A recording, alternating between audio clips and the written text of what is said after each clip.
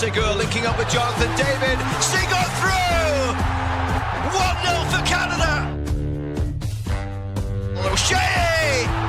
It's Tani O'Shea who fires home a wonderful finish! Turned in by Buchanan. It's a chance for Promise David. Great footwork and a lovely finish.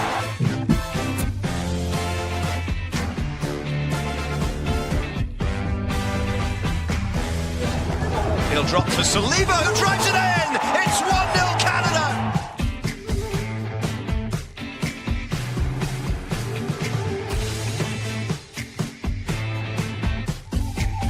As the free kick is swung into the front post, and it's headed in by Jonathan David. And Canada leads in Romania. Nelson, Segur on the edge of the area. Segur with a strike. It's 3-0 for Canada. Former Marseille man on loan at Rangers! Oh, wow! Perfect distance! Perfect finish! Derek Cornelius!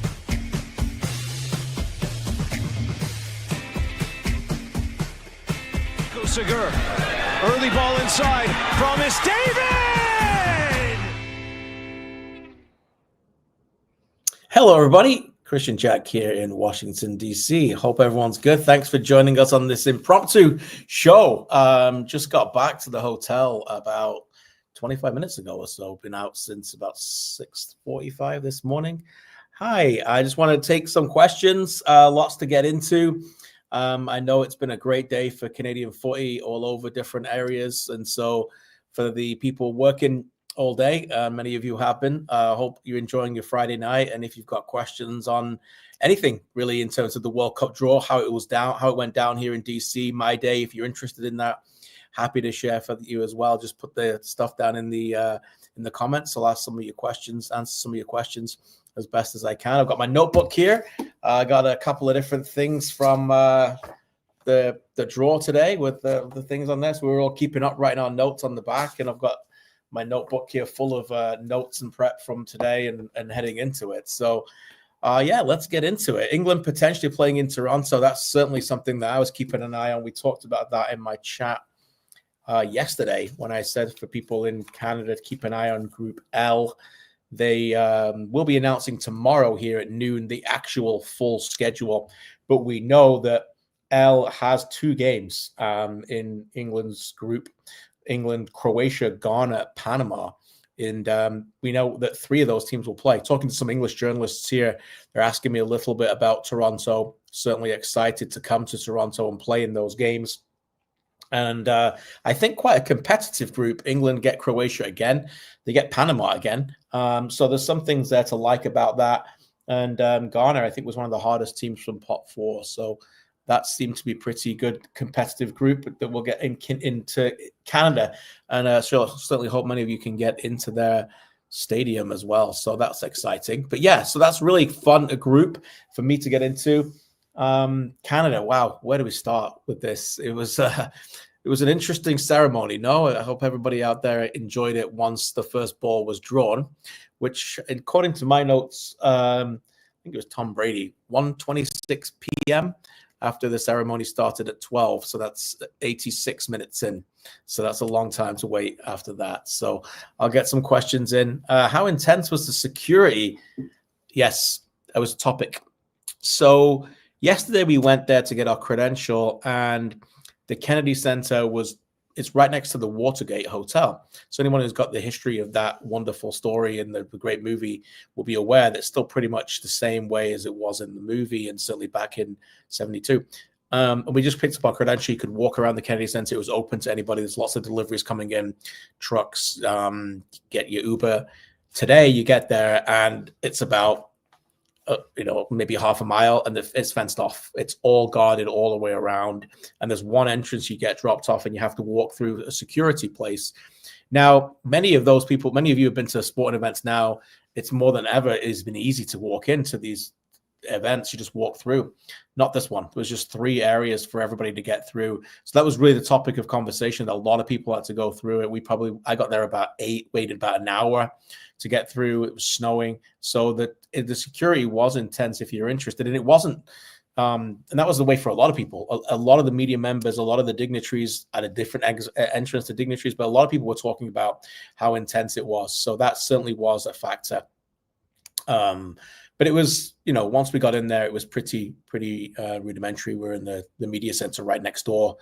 And, we got our access to all the abilities to watch it on the screen. We're right next to where the mix zone was as well. So thank you, Vince. Appreciate the comment.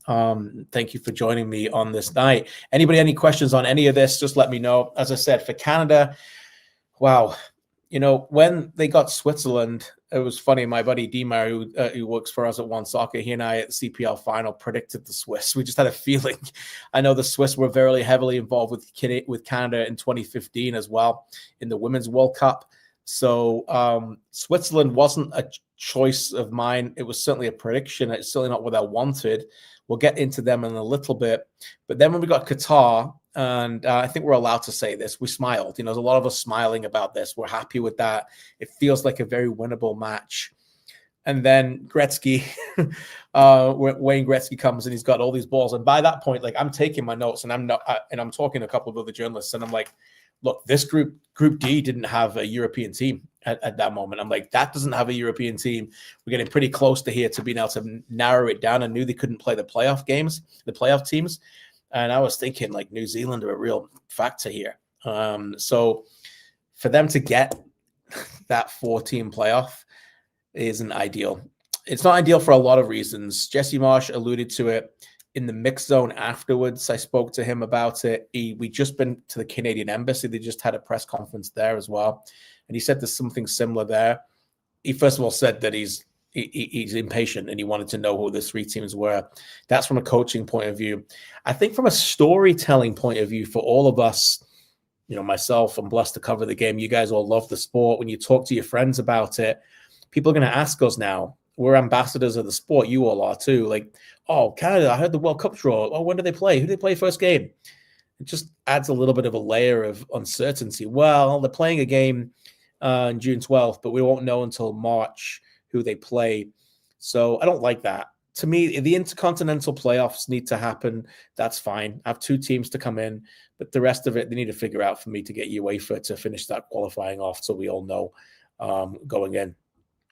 So yeah, I think it'll be difficult. I think this all flips if it's not Italy. If it's Italy, it's a major story because obviously the Italian, impact within Toronto. Jesse Marsch was asked about that, and obviously you've all seen the quote and say they hope to cheer for Canada. It's not really the story for me about who they cheer for. The atmosphere within the stadium will be remarkable, regardless. It's the sporting aspect on the pitch, how difficult I think it's going to be for Canada. And they may well go on and win the game, whoever they play. But for me, it was about winning that match. If you could win that match, then we could dream to believe that Canada could still win this group, which I think is such a big underrated story here. Jesse told us tonight at the embassy that he still has aspirations and belief that they can win the group. Now, you would say he would say that when he's asked about it, but it does feel difficult to create that path, more difficult today than it could have been yesterday. That's what I would say. Imagine if you look at some of the other groups and you go through the non-seeded teams 2, 3, and 4, I could go through most of them and go, I'd rather have those teams. I think that's how I look at Canada's group as being a difficult group right now. It could work out, but I certainly, if you go through them, I don't need to go through them all. There's a lot of groups there that I would say that's a little bit weaker than Canada. Theo, Italy haven't qualified for a World Cup since 2014. There's a reason that they don't worry me. I understand that. But there has been multiple instances of big teams who've struggled in qualifying and have got in the back door. Croatia 2018 comes to mind, Argentina. There's a number of them where they just get in and then it becomes a real opportunity for them once they've got in. So, and they haven't qualified for this World Cup because they've been in the same group as a really top team in Europe, in Norway. That's another aspect to it. But speaking to some of the European journalists today, they told me that they thought that Italy wouldn't get there either. So we'll see. I mean, there's a lot of British contingent there and a lot of Welsh dominance. So yeah, that's how that went. Following the draw, we, as media members, get tasked. We go to what's called the mix zone. So we went into the Kennedy Center and they had 12 different areas where they bring out the coaches. And so you go to your specific group, in this case, Group B for Canada, and you get to speak to some of the coaches. So spoke to Jesse Marsch for about 6 minutes. I have to say, like both Northern Ireland, Qatar, and Switzerland federations were very gracious with their time. It was really nice to speak to their coaches. They were very, very polite and open, and to ask questions in English and different languages. Jesse spoke in Italian and German as well. So that was really good to do that. Now, we don't post a lot of those videos because, just for you guys to be aware, as non-rights holders, we basically get about 90 seconds to be able to post video only. We have spoken to Jesse elsewhere, and I'm going to speak to him again this weekend, and you'll get that one-on-one interview. But for now, here is the interviews that I did, and including some sound bites from some of those coaches, including Jesse Marsch, the Canada coach. I also spoke to Switzerland boss Hakan Yakin, who I think is a very fascinating fascinating individual. And I'll talk to him a little bit more about him in a second. And Oscar Caro, who's the assistant coach for Qatar as well. Here are the quotes. We're excited, right, to know our opponents. It's not the toughest, it's not the easiest. It's a little bit weird not knowing what your third opponent is, but in general, I think we're excited about the opportunity to play against these opponents. And I said this going in, we were confident in our team, and whoever we were going to draw, we were going to be ready for those games and know that we can beat anyone. I think playing Italy would be outstanding, especially the first game at home. I know that there would be a lot of Italian Canadians at the match, and they better root for Canada. That's all I'm going to say.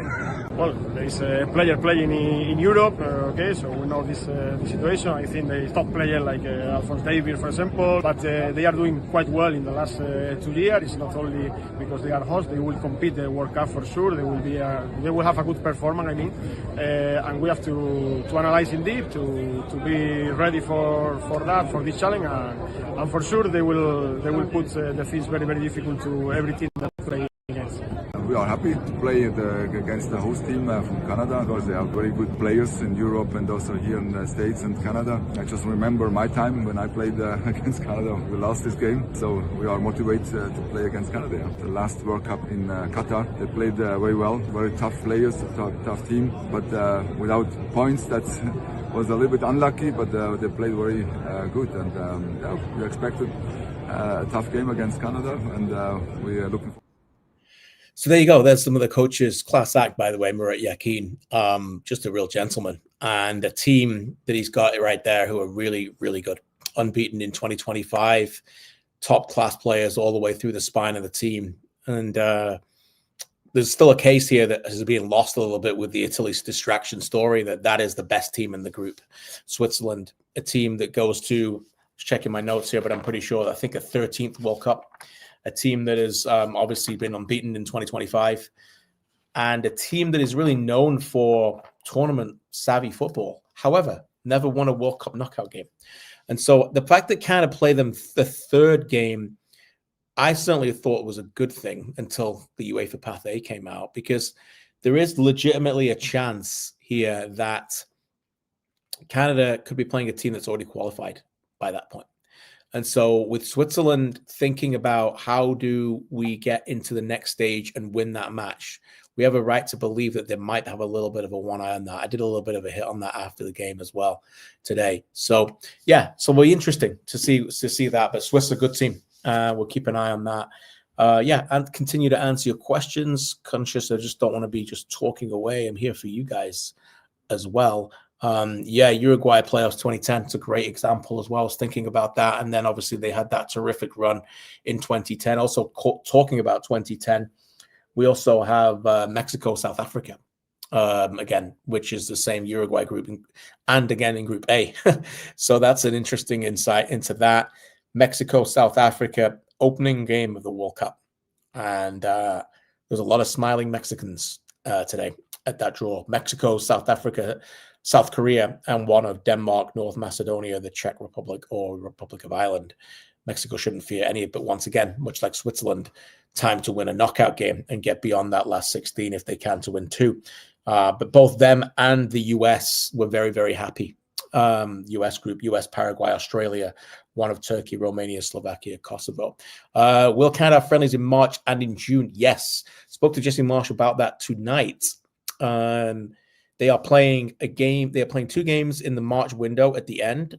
I'm hearing that the games are on Saturday and they are on the Tuesday of that window. So look to late Tuesday in March in those games, Saturday and Tuesday. I think both likely in Toronto. Potentially an African team. I asked Jesse today if playing 2 European teams means that they will want to continue to play more European teams in the preparation. No European team is the same, but there's something about that. He did go on to say they're hoping to do that, but he felt that the opponents that they are scheduling, and he said 2.5 out of 4, he believes they're almost there. I think whatever the half means, that he thinks they're close to being the way that the teams play to guide them. So 2 games to answer your question in March, I believe in Toronto, the Saturday and the Tuesday, 25th, 28th, whatever that might be. They'll play in 2 games in June, the send-off game in Montreal, and I think a game in June, around the June 1st, which is also in Canada, not Montreal and not Toronto because they're a World Cup host. And I think from what I'm hearing, I don't know yet, I can't confirm, it is a team that is in this World Cup, but is not from one of the major confederations. What's the probability that Canada will play a friendly against Croatia or England? I have no idea. I can't give any insight on that. I do know that they're trying to work out to get a true big team ahead of the World Cup. And I suppose, and we'll find this out on Saturday, if England are drawn in Toronto and are coming to start in Toronto, and that's an interesting note from Group L, there's Toronto and Arlington are the first 2 games in L, followed by Foxborough, New England, and Toronto. So we know that one team will play in back-to-back games in Toronto. It could be any of those teams from L. I have a tendency to think that some of those games are going to be the teams are going to be the seeded team from that group, but we'll find out tomorrow. So that could certainly enhance that as well. I'm going to answer a few more of your questions. Before I do that, I got some more sound for you today. Jesse Marsch also talked about the whole day.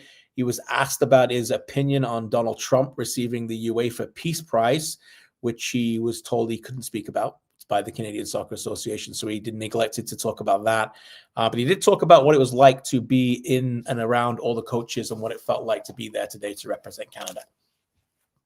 In general, the whole day, I think, really, when you start seeing all of the best players that have played the game in the last 30 years in one room, and then you see the collection of incredible coaches that represent these different nations, you start to understand the importance of what the event is and what it will be. I'm American, but representing Canada, I've emotionally found myself more and more attached to what it means to be Canadian, and certainly I'm very, very proud to represent this country and for a home World Cup, and I understand that responsibility, and I'm ready for our team to relish the moment. Like, I really think that we have an incredible group of young men. They represent everything that's right about Canada, and most importantly, their commitment to each other and their commitment to play for the country is at a level that I've never seen. So I've learned a lot from them. I've told them that, not just about what it means to be Canadian, but what it means to be a full, committed, selfless team that is willing to give everything to each other. And again, it's been a pleasure, a privilege, and an honor to be their coach. So there you go. Some of your questions, let's get to them. And again, thanks so much. Friday night on short notice, just to have so many people in here is amazing. Thank you, guys and gals. Really appreciate you all. Alex, what is your opinion? Can Wales beat Italy? Yeah, they can. They'll believe it. They're playing at home. And if they get through the first game, they could do that. So that'll be interesting. Germany, Belgium, Spain, Portugal never drew another UEFA team in their group. Canada ends up drawing 2. Yep, it's just the nature of the group. There was an element where they needed to have 2 teams from Europe. Certainly early in the group, you will have noticed something. I was watching. England got Croatia at the end, and they got lucky in the draw because Portugal got Colombia. Now, if Portugal had drawn Croatia, there would have been a bit of controversy because they would have had to move Croatia to England because they needed to get through the first 2 pots with at least one group having 2 European teams in order to do that, because they knew they had to also find a way to get in the Iraq, Bolivia, Suriname playoff pathway. They had to be with 2 European teams. In the end, they got lucky because Norway got thrown in with France, but they didn't know that at the time. So that was another aspect to keep an eye on that as well. Let's see who else. Got some questions in here. Did I join Donald Trump in dancing the letters to the YMCA? I didn't get close to him. I was nowhere near there. They don't invite me into that stuff, thankfully. Probably the less said about that, the better. Let's just say I am always here and there just for the football, mate. Yeah, we've answered the question about the friendlies. What's the probability that Canada will play friendly against Croatia? We've seen that. Yeah, Croatia is another one. Again, back to the England point, they're going to be in Toronto most likely. So that'll be interesting to see as well. So, yeah, obviously some of these friendlies are already being decided in March as well. So, question, if we get out the group, what are the potential round 32 matchups? This is a big part of this day. Great question. Coming in, I thought all along about Canada, what would it be like to win the group? And I said this a little bit yesterday, forgive me for repeating it, but for the new audience, if Canada wins their group, they play in Vancouver in the last 32 game in the World Cup. And it is also the final last 32 game to be kicked off. So why is that crucial? Well, for storytellers and for lovers of the game like us to carry on Canada being in the World Cup, it effectively means that Canada are going to be in the World Cup all the way through. Essentially, it's almost down to the last 8. It is on July the 2nd in BC Place. So instead of playing, if they finish second, instead of playing on the first day of the knockout stages, second B versus second A in SoFi Stadium in LA on the 28th of June, the only game that day, the first day of the knockouts, they could play on July the 2nd at BC Place against a team. If they win the group, okay, let's get into this. They would play a team who are third place in their group. Now, luckily, I've done the numbers for you. Who would they play? Well, right now, there are 495 different combinations of who the 8 different third place finishers could be. But for Canada in Group B, 53% of those would be third in G, 39% would be third in J. Then it goes down to only 5% third in E, 2% third in I, and less than 1% third in F. They are the only 5 teams. So if they are to win their group, their chances of playing the Group G third place team are higher, or J. And you look at G, it's a weak group, guys. It's Belgium, Egypt, Iran, and New Zealand. Think about that. If they don't get that, it's Group J, third place team, even weaker group. Argentina, Algeria, Austria, and Jordan. Maybe not. Maybe that's stronger in terms of second and third place team. So that's if they win the group in Vancouver. If they finish second, they would play the Group A runner-up, which is Mexico, South Africa, South Korea, and one of Denmark, North Macedonia, the Czech Republic, and the Republic of Ireland. Again, nothing really to fear, but they would have to go out of the country and then go play at SoFi Stadium to play that game in the second group, 2A versus 2B. On a side of the group, by the way, where the likes of Germany, France, potentially the Netherlands would all be on that side of the group. So those are the way it's all looking, and why I think Canada winning a group is really interesting. Edmonton or Ottawa for the non-Montreal June friendly. Can't confirm or deny. Are there any injury updates to any of our players? Alfonso Davies back training. Get there, hopeful to get him into a game before Christmas. Alistair Johnston really wants to get back into that March camp. Moise Bombito will just have to wait and see. Yes, hearing Group L is very strange. I agree with that. It's so weird to have this amount of groups for people who love the World Cup for as long as we have and covered it. It's definitely a different one. There's lots to get into in the terms of this. I really appreciate everyone joining us tonight. I do have one other clip for you, and that's on Jesse Marsch. He talked to me today about getting a chance to see opponents in person. I'm not going to give it away. You probably heard it. You saw the clip that we put up on our socials already. But here's Jesse Marsch and what he had to say about what he's about to do tomorrow, leaving here in Washington, D.C. Team selection will more likely be about us. There's maybe some arguments in there, but I think for the most part, we're going to try to select a group that is as well-rounded and as highly talented as possible. as soon as the draw comes out, I look at the opponents and I look at what their schedules are. Qatar plays Tunisia on Sunday. Tomorrow night I'm flying to Qatar, and it's very rare that as a national team coach before the World Cup you can see your opponent live in the stadium. So I'll be on my way to Qatar in coach class seat, 15 hours very soon. Anyone who wants to join me, come on, take a little trip with me. But I'm excited to go see that match, and it's a meaningful match, and Qatar has pretty much their full team there, so it'll be good. Yeah, there we go. Ryan asked about Canada Soccer's opponents. I did already mention it earlier. They have not confirmed them yet. Jesse was asked again about that today, but just keep an eye on it. March, 2 opponents, and 2 in June. Hopeful of European opponents as well, opposition, potentially a African team, and in June, certainly a team playing, I think what I'm hearing is a team playing in this World Cup who now have not moved out of Canada's group, but have been involved in, I think, pot 3 this time so we'll see if that happens as well. What are the odds Italy actually make it out? Doesn't seem like a given. Certainly no given. No, you're right. No given at all. We'll just have to see, but it does flip the switch, right? As I alluded to, if Italy play Canada in a World Cup, everyone's going to know about it. Think about that friend that you have. If hey, Bernadeschi back in, never know. But think about that friend that you have who is a big sports guy, but is not that soccer guy. Think about that guy. He's going to know about Canada playing Italy, and he's going to ask you about it because everyone's going to be talking about it. It's going to be the way the Jays was, the Blue Jays captivating the nation. So that in many ways is really, really exciting if we can get that. But the other aspect of it is still the concern over, okay, a top opponent, first game. You don't want to bury yourself early in this game, in this competition. You don't want to be chasing.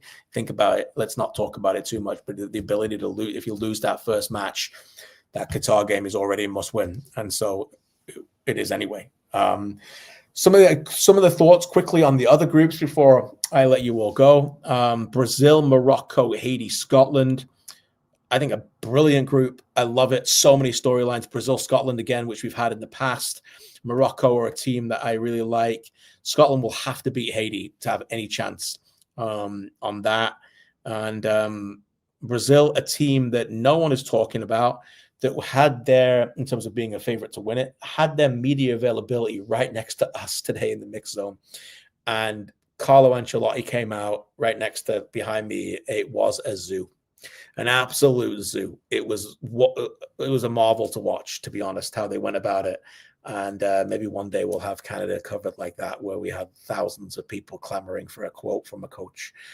Group D, USA, Paraguay, Australia, Turkey, Romania, Slovakia, Kosovo. I said before, I'll say it again, and I feel even more strongly about it.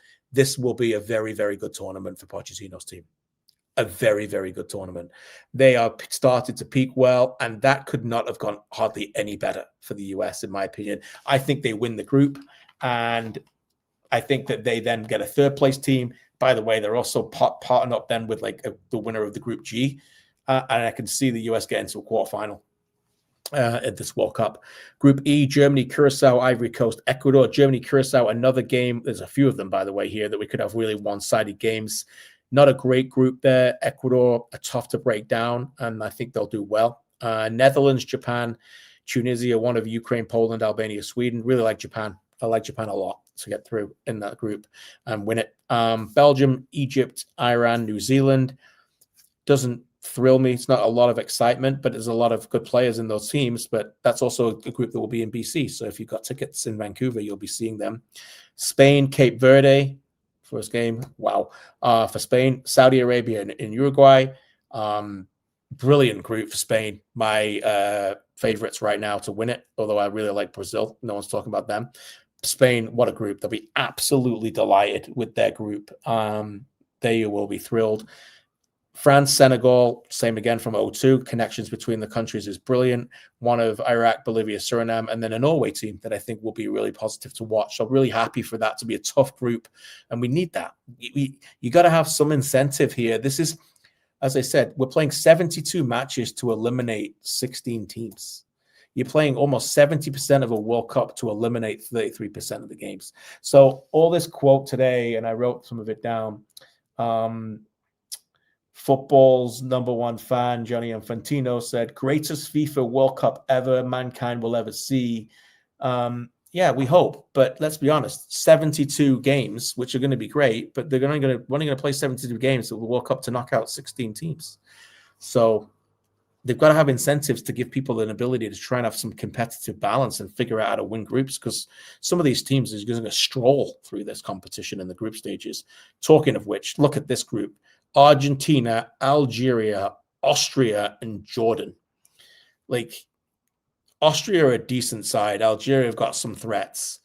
Argentina are the big winners of the World Cup draw.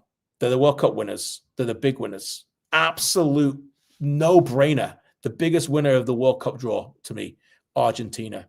Listen to this. Not only have they been given Group J, and they've been away from Spain because they were seeded to do that, they've been given Algeria, Austria, and Jordan. Now, they might not win all the games, but I'd expect them to win the group. Then listen to this. Then they get the runner-up from Group H, which is Spain, Cape Verde, Saudi Arabia, and Uruguay. They're not going to fear any of them. They're not going to Spain. Spain will walk that group. And then, because they're in J, they still don't play a group winner next round. So the last 16, they still don't play a group winner. They're going to get 2D versus 2G. Go look at D and G to think if anybody's going to worry Argentina there. So Argentina is just sprinting all the way to the quarterfinals. Group K, Portugal, then one of DR Congo, Jamaica, New Caledonia, Uzbekistan, and Colombia. Thankfully, we needed it. We need some strong games in the group stages. Portugal, Colombia is a gift. That'll be brilliant. Really excited to see that. And I think that game, Group K, bear with me briefly, Portugal, Colombia is the last game in either Atlanta or Miami. So that'll be to win the group would be great. And then Group L, as we started the show with, England, Croatia, Ghana, Panama, and some of those games in Toronto. So yeah, so really excited about that. And what time tomorrow, Ryan asks, are the other matches at BMO being announced? Show starts at noon. So that's all I can tell you. Show, I believe, starts at noon. What time are they being announced? Show started today at noon, and the first ball was drawn at 1:26. So I think maybe a little bit earlier than that tomorrow with less dignitaries, and I don't think they're even going to have it where they had it today. So yeah, we'll see. Yeah, so that's pretty much it. Wrapping it up here from Washington, D.C. If there is any further questions, happy to sit and take them for you before we all let you go and enjoy your Friday night. Can Brazil break down Garvin Methuselah? Wow, what a great question, Benny. Just great to see some Canadian Premier League players or former Canadian Premier League players playing in the World Cup. That will be awesome. Yeah, before I let you go, put in the comment anybody that you believe, like type one team who's going to win the World Cup. I'd like to just see and just let's take a little bit of a poll. So many nice comments. Thank you, everybody, for everybody saying it. Can Colombia win the World Cup? I don't know if they can win it, but I think they're going to be a danger and they're going to be a real threat. But I don't know whether they can win it. Yeah, but please put anybody down there that you think are going to win. I see someone right, Portugal. I really like Portugal. Really, really like them. And I think the draw today isn't that bad either. I think they'll be excited to have a big team in their group. And group winners of K. Now, it doesn't really matter if you win the group, guys. Like Portugal and Colombia, it kind of only matters now for one reason. It's you don't want to get with Spain if you're Portugal. I don't think that's a good matchup for them. I just don't. And I know the history there, and I know they played the Nations League. I just don't think you want to play them as early as you could. So if you win your group, stay over on that side and get to a quarterfinal with Argentina. I would take Portugal and think they've got a real shot in that game. If you don't, you get flipped over, and then suddenly you're with the Spanish a little bit earlier, and I just don't think so. But yeah, lots of people are putting in their requests and the predictions. Some people saying France. Yeah, some people saying Ottawa. Oh, okay. Oh no, Ottawa friendly for January. For June. Croatia, Canada, France, Portugal, Netherlands. Yeah, so all the same ones as usual. But yeah, the top teams might be easy to pick, but I think a lot of the groups are going to be fairly competitive for the rest of the season. Yeah, I agree with you. I think we learn a lot from these World Cups in terms of the two different competitions. My reference point, a lot of my notes has been the World Cup 86, 90, and 94. I am old enough to remember most of those. And there's a reason why they're reference points, because they are effectively the same as this World Cup, but doubled. So you essentially have the same amount percentage-wise of teams going through. And what we've learned from them is a couple of stats for you is essentially, remember this, Portugal are the only team, Norway were the only team ever to get 4 points in this format and not qualify for the next round. Now, that was ridiculous. That was in 1994, and all 4 teams in that group had 4 points, all of them. And they got beaten goal difference. So the likelihood of that is very, very slim in a percentage chance of qualification. So 4 points, you're in. Now, the other reference point of this is of the 26 teams to win their first game in this format, only 2 didn't advance. That's what makes it so important. If you can do that, Portugal in 86 lost their next 2, and the other one was Norway. So these are really important factors to look in. And the reason why I bring this up is because, as you alluded to, it's going to be really competitive. But once you get through that group stage and go back to 86, 90, 94, once you get through that group stage, it's all open, guys. All open. You think about some of these teams that have struggled in the group stages and gone on to it. Italy in 1994, Argentina in 1990. They were not doing anything in the group stages to just get on a run. And that's really what we think about. Today is all about the group stages. It's all about this and who's in what group. But really, the World Cup will be defined about what happens in from the last 32 onwards. And it's all about formatting your way going through it. So that's what I would say. Yeah. Okay. Thank you so much, everybody. What a brilliant time. I really appreciate so many of you being on and joining me for this. It's been a pleasure to be here. A blessing again to cover this great event here in Washington, D.C. You can continue to check all One Soccer's socials. By the way, my colleague and great pal Oliver Platt is in Vancouver. Sorry, he's in Vancouver. It's been a long day, guys. He is in Fort Lauderdale for Vancouver Whitecaps, taking on into Miami tomorrow. Catch all of our coverage across One Soccer socials on that as well, and go Whitecaps. More coverage from me. Some of the more clips we're going to post later on.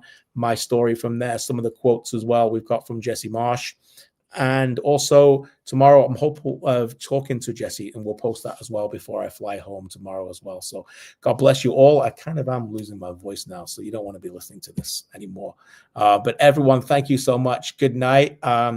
Blessings, and keep in touch. And if you like these, let One Soccer know, or let me know on my Instagram, and we'll continue to do them as well. God bless you all, and good night. Thank you.